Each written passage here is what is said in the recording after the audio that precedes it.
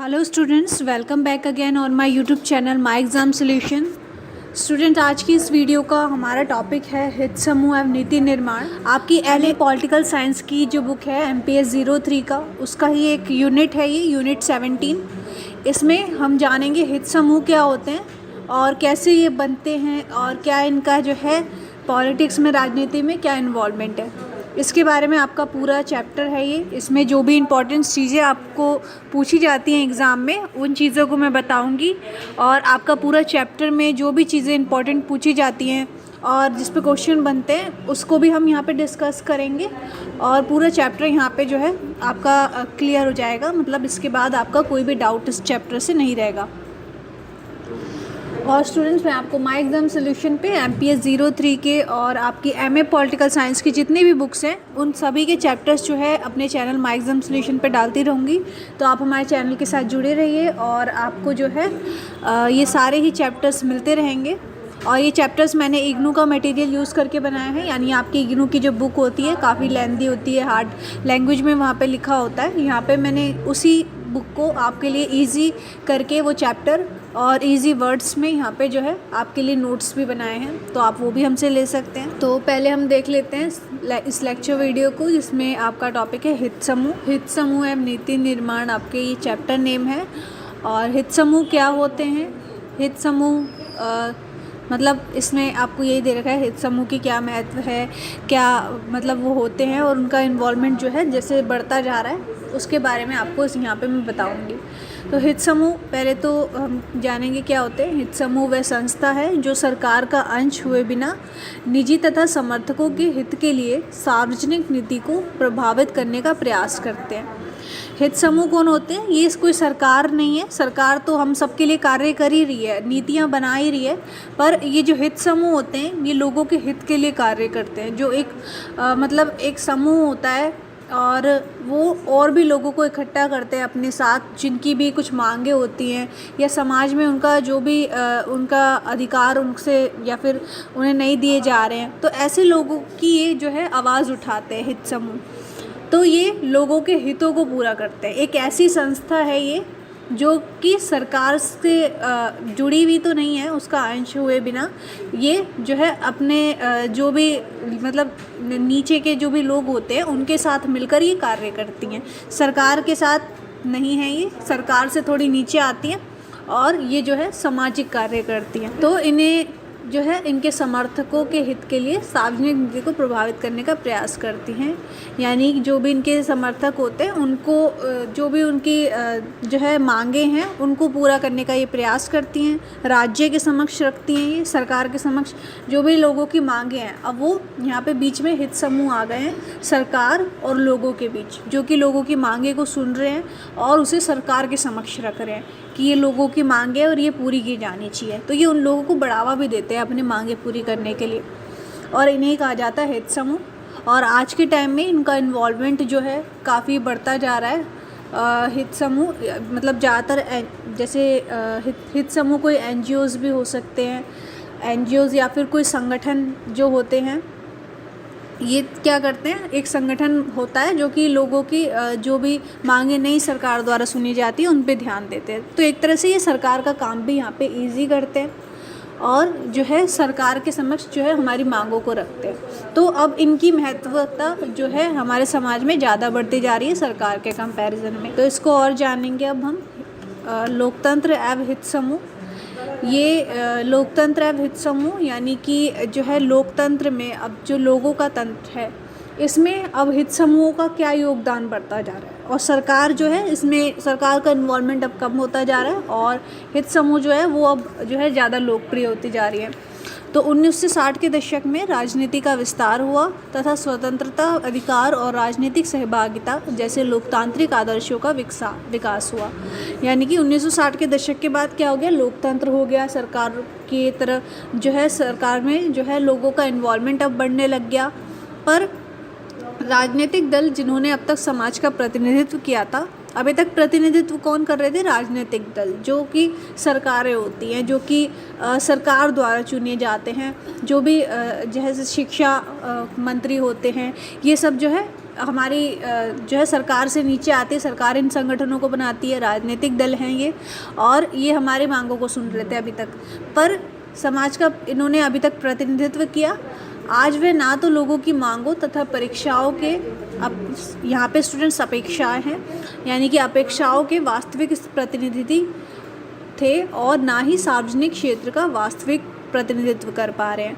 यानी कि अब जो राजनीतिक दल होते हैं वो लोगों का इतना इन्वॉल्वमेंट नहीं बढ़ा पा रहे हैं, और मतलब लोगों की मांगों को इतना नहीं पूरा कर पा रहे हैं, उसमें फ़ेल हो रहे हैं। वो जो चीज़ें वो करते हैं, अब लोगों की क्या मांगे हैं उनको इतना नहीं पता है जितना कि जो है हित समूहों को पता है। हित समूह क्या करते हैं, लोगों को इकट्ठा करते हैं, उनकी मांगें सुनते हैं और उसे सरकार के समक्ष रखते हैं। जैसे कि कोई संगठन बनाए जाते हैं, इसके बारे में भी हम पढ़ेंगे अभी। वो संगठन जो होते हैं ये जैसे कि अगर किसी मजदूर लोग हैं, उनकी मांगे अगर सुननी है तो उनके लिए मजदूर संगठन बनाए गए हैं कई, तो वो लोग क्या करेंगे, मजदूरों की अब सुनेंगे और जो है सरकार के समक्ष उनकी परेशानियां रखेंगे और उनको सॉल्व करेंगे। तो ये हित समूह का अब जो है सरकार से भी ज़्यादा इन्वॉल्वमेंट हो गया है, ये लोगों में ज़्यादा जो है लोकप्रिय होते जा रहे हैं, इनकी भागीदारी ज़्यादा होती जा रही है, और राजनीतिक दल जो होते हैं वो अपनी लोकप्रियता खोते जा रहे हैं यहाँ पे।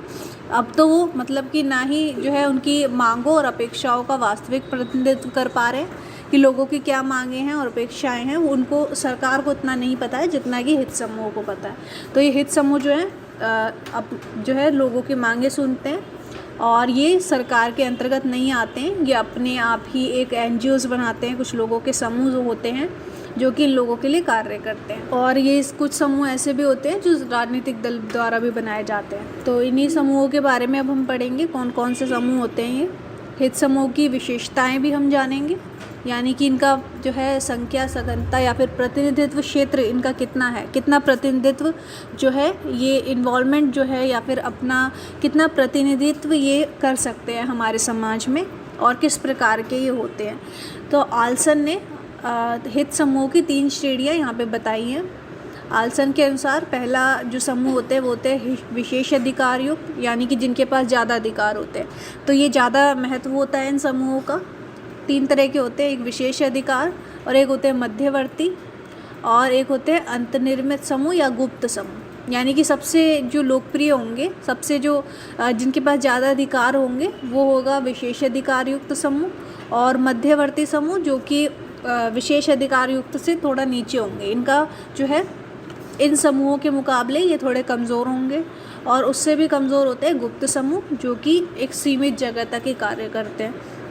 तो ये अलग अलग तरह के समूह होते हैं, इनका अलग अलग जो है प्रतिनिधित्व होता है, अलग अलग इन्वॉल्वमेंट होता है समाज में।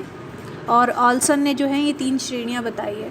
तो विशेष अधिकार युक्त कैसे समूह होते हैं, ये किसी राजनीतिक दलों का हिस्सा होते हैं, यानी कि मैंने आपको जैसे बताया कुछ जो है राजनीतिक दलों द्वारा भी समूह बनाए जाते हैं, वे लाभ प्राप्त करते हैं ये समूह, और छोटे होते हैं मतलब इनके ये समूह कभी छोटे भी होते हैं, समय के साथ साथ जो है जैसे इनका जो है लोकप्रियता बढ़ती जाती है वैसे वैसे ये बड़े भी होते जाते हैं। तो ये राजनीतिक दलों द्वारा ही बनाए गए हैं।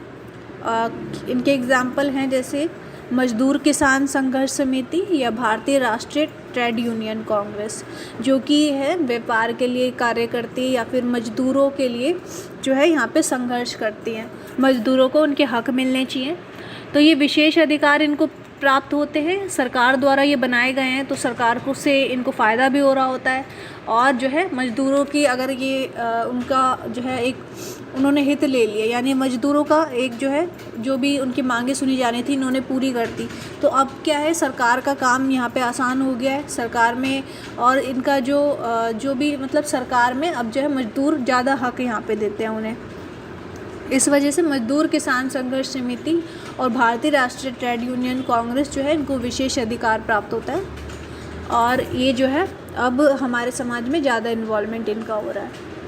उसके नीचे आते हैं मध्यवर्ती समूह अपने समिति क्षेत्र तक काम करते हैं, जैसे कि शिक्षक संघ, महाविद्यालय, विश्वविद्यालय व शिक्षक संघ, यानी कि जो मध्यवर्ती होते हैं ये विशेष अधिकार से थोड़े कम होते हैं, और मध्यवर्ती समूह यहाँ पे जो है एक सीमित क्षेत्र तक अपने काम करते हैं, जैसे कि शिक्षक संघ हो गए, कोई भी जो है विश्वविद्यालय है या विद्यालय है, उसमें जितने भी शिक्षक हैं वो सब भी तो एक इन्वॉल्वमेंट दे रहे हैं समाज में, यानी कि वो लोगों को शिक्षा दे रहे हैं और जो है जितना भी उनसे मतलब उनके अंदर ही उनकी सीमा के अंदर ही जितना उनका कार्य होता है उसको वो संभालते हैं। और ये जो विशेष अधिकार युक्त समूह होते हैं ये एक थोड़े बड़े समूह होते हैं, ये सभी को जो है सभी की मांगों को यहाँ पे रखते हैं सरकार के समक्ष। और मध्यवर्ती जो है सिर्फ अपने अंतर्गत ही जो है इनका अपने जितने भी मतलब टीचर्स हैं या फिर जितने भी इनका इन्वॉल्वमेंट होना चाहिए ये उसको सॉल्व कर रहे हैं सिर्फ सीमित क्षेत्र तक। और अंतर्निर्मित समूह या गुप्त समूह ये जो है काफ़ी छोटे समूह होते हैं, इस वजह से इनको जो है गुप्त समूह भी कहा जाता है, क्योंकि ये जो है एक सीमित क्षेत्र तक ये भी काम करते हैं। और ये क्या करते हैं, सिर्फ अपने ही व्यक्तियों को, जो इनके समूह के व्यक्ति हैं उन्हीं को बस थोड़ा सा जो है लाभ प्राप्त करवा सकते हैं यहाँ पे। मतलब एक जो है जैसे विशेष अधिकार युक्त समूह हो गया, ये जो है पूरे समाज में आवाज़ उठाएगा। ये अगर कोई संघर्ष करेगा या फिर किसी की मांगे उठाएगा तो ये जो है एक बदलाव लाने की यहाँ पे जो है क्षमता रखता है। पर ये जो गुप्त समूह होते हैं ये सिर्फ अपनी मांगों को पूरा करने में, कि हमारी जो है हम जो चाहते हैं बस वो पूरा हो जाए, बाकी सब जो है उसमें इतना ध्यान नहीं देते हैं। इस प्रकार के हित समूह केवल अपने सदस्यों को ही लाभ पहुंचाते हैं, यानी कि हमारे जो समूह के जैसे कि यहाँ पे बेरोज़गार लोगों का समूह, यानी कि जितने भी अनएम्प्लॉय जिन्होंने भी समूह बनाया है अपना, कि जिन्हें रोज़गार नहीं मिल रहा, वो बस यही सोचेंगे कि हमारे जो समूह है जिन्होंने आवाज़ उठाई है उनको जो है अब रोज़गार मिल जाए और हमें जो है लाभ प्राप्त हो जाए, बस इससे ज़्यादा इनकी मांगे नहीं होती है। और विशेष अधिकार युक्त क्या करते हैं, पूरे समाज में एक बदलाव लाने की और जो है आगे तक जो है जितने भी मतलब आगे भी कोई पीढ़ी आएगी उन और मजदूर संघ आएंगे उन सबको लाभ हो उसके लिए ये कार्य करते हैं। और मध्यवर्ती जो होते हैं ये अपने सीमित क्षेत्र तक कार्य करते हैं, जैसे कि शिक्षक संघ और विश्वविद्यालय के अंतर्गत और जो है महाविद्यालय तक जितने भी समूह होते हैं ये सब जो है मध्यवर्ती समूह कहलाते हैं। और जो है गुप्त समूह जो है किस प्रकार के होते हैं, एक तो बेरोज़गार लोगों का समूह, उपभोक्ता संघ और वरिष्ठ नागरिक सम्मान। वरिष्ठ नागरिक सम्मान यानी कि जो है अपने वरिष्ठ होते हैं उनके अपने ही नागरिकों की वो चाहते हैं कि बस इनको जो है इनका लक्ष्य पूरा हो जाए, इनको इतना जितना ये कह रहे हैं जितनी इनकी मांगे हैं बस वो पूरी हो जाए और इनका इन्वॉल्वमेंट नहीं होता है जिससे ज़्यादा। तो अगर आपसे ये पूछा जाता है, ये क्वेश्चन इसके ऊपर बनता है हित समूह की विशेषताएं, तो आप 3 तरह के जो है समूह बता सकते हैं और उनका कितना प्रतिनिधित्व होता है, कितना इन्वॉल्वमेंट होता है उसके बारे में आपको यहाँ पे बताना है। इस पर क्वेश्चन ज़रूर बनता है स्टूडेंट्स, ये इंपॉर्टेंट है काफ़ी। स्मेटर जो है 1992 में स्मेटर थे, उन्होंने जो है हित समूहों के बारे में अपनी कुछ राय दी थी और इस पे जो है कभी कभी क्वेश्चन भी बन जाता है स्मेटर की जो है हित समूह के बारे में इन्होंने क्या कहा था। तो इन्होंने जो है यहाँ पे हित समूह को मतलब राजनीतिक दल अब जो लोकप्रियता अपनी खोते जा रहे हैं इसके मुकाबले अब इन्होंने कहा था कि किस तरह से इनका इन्वॉल्वमेंट बढ़ रहा है अब। तो इन्होंने राजनीतिक परिणामों का निर्धारण करने में इन समूहों उनकी सत्यनिष्ठा तथा विवादों का स्वतंत्र योगदान है, यानी कि राजनीतिक परिणामों में, यानी कि राजनीति को जो भी चीज़ें अफेक्ट करती हैं, यानी कि कोई भी अगर अपनी मांगे उठा रहा है तो वो एक तरह से राजनीति में जो है अपना योगदान दे रहा है या फिर उनको जो है नेता वगैरह जो होते हैं उनको इफ़ेक्ट कर रहे हैं। तो यहाँ पे जो हित समूह होंगे उनको उनकी मांगों को सुनेंगे। अब ये जो है जैसे बिचौलिए होते हैं, बिचौलियों का काम यहाँ पे करते हैं और जो है राजनीति में इनका जो है एक अच्छा परिणाम लाने की कोशिश यहाँ पे करते हैं। तो हित समूह जो है अब राजनीतिक परिणामों का निर्धारण करते हैं और इनके जो है विवादों का स्वतंत्र योगदान देते हैं। इनके जो भी विवाद होते हैं उसमें अपना जो है स्वतंत्र रूप से योगदान अब दे रहे हैं हित समूह। और ये समूह राजनीतिक दलों का स्थान ले सकते हैं या फिर पार्टियां इन हित समूह के अधीन होती हैं। और ये जो हित समूह होते हैं अब स्मिटर कह रहे हैं कि ये हित समूह जो है अब राजनीतिक दलों का भी स्थान ले सकते हैं। जैसे कि राजनीतिक दल होते हैं वो बड़े स्थान उनको देखा जाता है बड़े स्थान पे और हित समूह को जो है एक छोटे स्थान पे देखा जाता है। पर अब जिस तरह से इनका जो है इन्वॉल्वमेंट बढ़ रहा है उस हिसाब से जो है ये राजनीतिक दलों का स्थान ले सकते हैं और या फिर पार्टियाँ इन हित समूहों के अधीन आ सकती हैं। सकती। जो भी नेता वगैरह होते हैं, पार्टियाँ होती हैं, वो सब क्या है अब इन हित समूह के अंतर्गत आ सकती है, जिस तरह से ये लोग जो है अपनी लोकप्रियता बढ़ा रहे हैं समाज में। तो ये इस मीटर के अगर आपसे पूछे जाते हैं तो आप जो है इनकी जो है टिप्पणी लिख सकते हैं। ये नेक्स्ट है, हित समूह राजनीतिक दलों से कैसे भिन्न है। राजनीतिक समूह से कैसे भिन्न है, ये वैसे हमने जान ही लिया है कि मतलब इतना जो मैंने आपको समझाया है तो आपको पता चल गया होगा। हित समूह जो है नागरिकों के बीच रह के नागरिकों के लिए जो भी कार्य वो कर सकते हैं, उनकी मांगें सुनते हैं और सरकार के समक्ष रखते हैं।